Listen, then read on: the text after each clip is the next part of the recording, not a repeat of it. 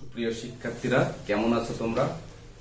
তোমাদেরকে এনটি সায়েন্স একাডেমির পক্ষ থেকে স্বাগতম। আমরা সর্বোচ্চ চেষ্টা করব সায়েন্স সেক্টরের যে সাবজেক্টগুলো আছে সেই সাবজেক্টের বেসিক ধারণা দেওয়ার জন্য।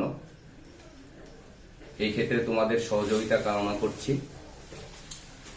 আমি গণিতের বিষয়টা নিয়ে আলোচনা করব, পাশাপাশি তোমাদের তোফাজ্জল স্যার ফিজিক্স এবং কেমিস্ট্রি নিয়ে আলোচনা করবেন।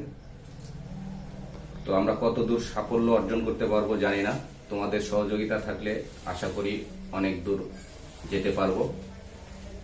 সর্বোপরি সবাইকে আবারও শুভেচ্ছা জানিয়ে আজকে আমি শুরু করছি গণিতের একটি বিষয় সেট তত্ত্ব নিয়ে।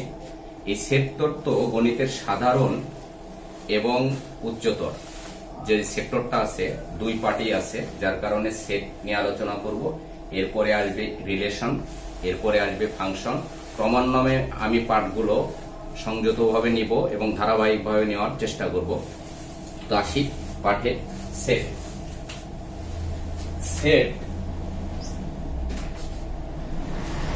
সর্বপ্রথম আবিষ্কার করেন জর্জ ক্যান্টর। ক্যান্টর জার্মান গণিতবিদ।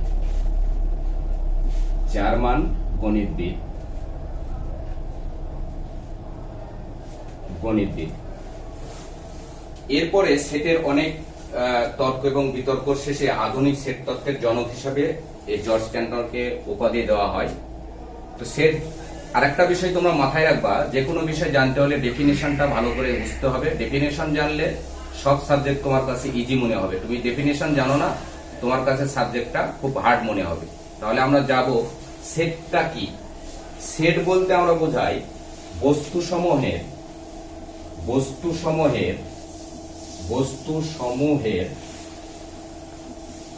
সংকলিত বা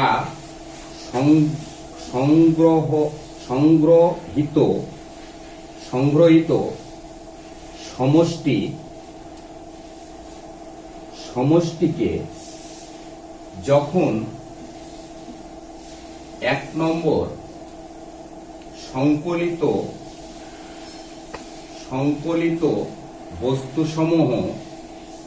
বস্তুসমূহ সংজ্ঞায়িত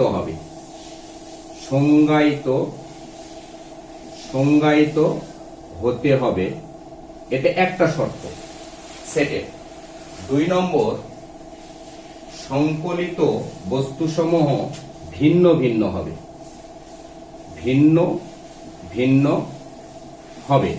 3 নম্বর শর্ত, সংকলিত বস্তুসমূহ ক্রমনিরপেক্ষ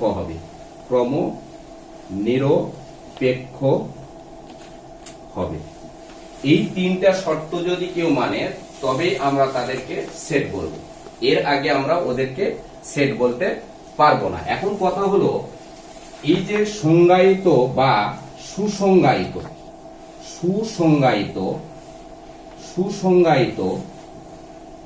এই কথাটার অর্থ হলো একটা নির্দিষ্ট নিয়মে একটি বস্তু সংগ্রহ করার পরে ওইটা সেটের অন্তর্গত হবে কি হবে না সেটা একটা নির্দিষ্ট নিয়মে হতে হবে। যেমন আমি যদি বলি যে রাজশাহী শহরের সবগুলো কলেজের একটা সেট, এটা আমি বলতে পারি, এটা একটা সুসংজ্ঞায়িত একটা সেট। এছাড়া আমি বলতে পারি যে রাজশাহী মধ্য 5 ফুট উচ্চতার মানুষের সেট বলতে পারি আমি, সেখানে একটা সুসংজ্ঞায়িত আছে। কিন্তু আমি এটা বলতে পারবো না যে রাজশাহী শহরে লম্বা মানুষের সেট, এটা হবে না। এটা কখনো সেট হতে পারে না। সেট হতে গেলে একটা সুসংজ্ঞায়িত বৈশিষ্ট্য তার ভিতরে থাকতে হবে। দ্বিতীয় কথা হলো যে সংকলিত বস্তুসমূহ ভিন্ন হতে হবে, অর্থাৎ একই জিনিস হতে পারা যাবে না। যেমন আমি যদি এক্সাম্পল দিই, আমি যদি লিখি সংখ্যার সেট, তো লিখতে পারি 1 2 3 4 একটা সেট হতে পারে। ভিন্ন ভিন্ন বস্তু সংগ্রহ সেট, একে আমি সেট বলবো। কিন্তু একে আমি সেট বলতে পারবো না 1 1 বা 2 2 বা 3 3, একে আমি সেট বলতে পারবো না, এটা সুসংজ্ঞায়িত নয়। এরপরে আসি ক্রমনিরপেক্ষ। ক্রমনিরপেক্ষ এরকম ধারাবাহিক, যেমন স্বরবর্ণের সেট। আমি যদি বলি ইংরেজি স্বরবর্ণের সেট যদি আমি বলি, তাহলে এ ই আই ও ইউ, এটা ক্রমনিরপেক্ষ একটা সেট। এখন কথা হলো এই সেটটাকে আমি প্রকাশ করব কিভাবে? সেটকে প্রকাশ করা হয় ইংরেজি বড় হাতের ক্যাপিটাল লেটার দ্বারা। মাথায় রাখতে হবে, ক্যাপিটাল লেটার দ্বারা ইংরেজি বড় হাতের। যেমন আমি সেট যদি লিখি A equal to A B C, একটা সেট হতে পারে। এ একটা সেট আমি বলতে পারি, যার ভিতরে উপাদান সমূহ আছে এ বি সি। সেটের ভিতরে যে সদস্যগুলো থাকে সেগুলোকে সেটের উপাদান বলা হয়। এখানে এ একটি সেট যার উপাদান হচ্ছে এ বি সি, এটা আমি বলতে পারি সেটের উপাদান। এরপরে সেট সম্পর্কে আরো কিছু কথা আছে।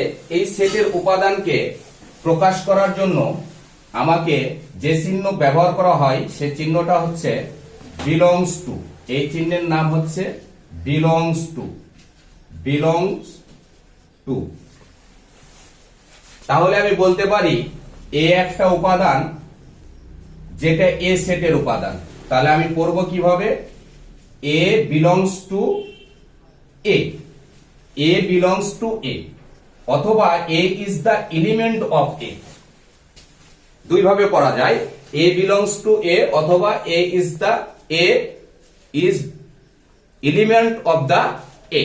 দুই ভাবে পড়া যায়, যে কোনো একভাবে পড়লেই হলো। আমরা সাধারণত বলি যে এ বিলংস টু এ। কিন্তু আমি যদি লিখি ডি বিলংস টু এ, হবে না, কারণ ডিটা এ সেটের উপাদান নয়। তখন আমি কি বলবো?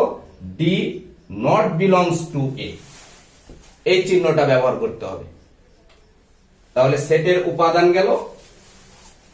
সেট কাকে বললাম আমরা জানলাম, সেটের উপাদানগুলো কিভাবে প্রকাশ করা হয় সেটা জানলাম। এবারে সেটকে চিহ্নিত করা হয়, চিনব কিভাবে? সেটকে চেনার জন্য আমরা যে ব্র্যাকেটটা ব্যবহার করব, সেট চিহ্নিত পদ্ধতি হচ্ছে এই ব্র্যাকেট। এটাকে সেকেন্ড ব্র্যাকেট বলা যেতে পারে, অথবা আর একটা ভিন্ন নাম আছে, সেটা হচ্ছে কার্লি ব্র্যাকেট। কার্লি ব্র্যাকেট বা সেকেন্ড ব্র্যাকেট বলতে পারো। তাহলে যে কোনো কিছু আমরা যদি সেকেন্ড ব্র্যাকেটের মধ্যে দেখি, তাহলে আমরা ওইটাকে বলবো সেট। সেকেন্ড ব্র্যাকেট ছাড়া কোনো সেট চিহ্নিত করা যাবে না, আর প্রকাশ করা হবে ক্যাপিটাল লেটার দ্বারা। এরপরে আরো কিছু কথা আছে সেটের উপাদানের, সেটা হচ্ছে সেটের উপাদান বুঝাতে তো বিলংস টু চিহ্ন ব্যবহার করা হয়। তার চেয়ে বড় কথা হলো সেটের উপাদানের প্রত্যেকটা এলিমেন্টস ভিন্ন ভিন্ন হবে এবং তাদের মধ্যে কমা চিহ্ন ব্যবহার করতে হবে। যেমন এ একটা সেট 2 4 5 7, তাহলে সেটের উপাদান বোঝাতে একটা কমা চিহ্ন ব্যবহার করা জরুরি। এখানে এ সেটটার উপাদান কয়টা? 1 2 3 4টা উপাদান। এ সেটের উপাদান হচ্ছে 4টা।